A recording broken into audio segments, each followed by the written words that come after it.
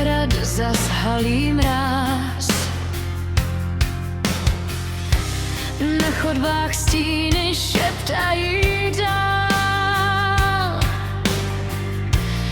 Někdo tu dávno přísahu dal.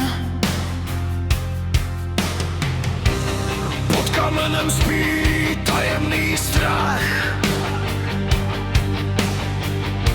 V očích studentů probouzí chlad.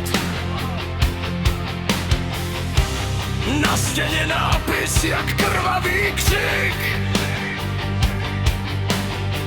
že komnata znovu otevře se v mžik.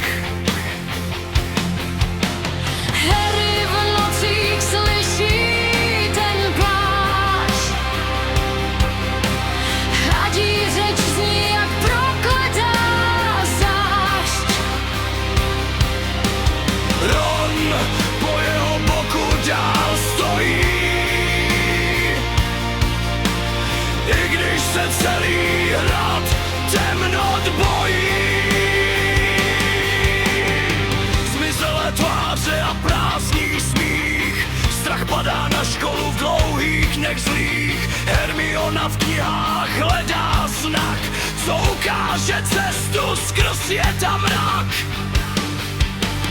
Tajemná komnata otevírá brány, v hlubinách hradu zní ozvěny rány. Baziliščí oči jak smrtící dým, v temnotě bojuje chlapec se zlem svým.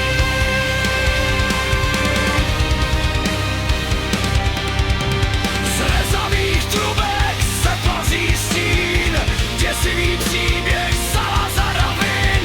Deník šeptá slova do tmy a krade duše po nocích zlých. Jen v slzách ztrácí svou tvář, temnota v srdci roztahuje spář. V podzemí čeká pradávný král, ježadím jazykem smrt přivolal. Než proti jedu zazáří tmou,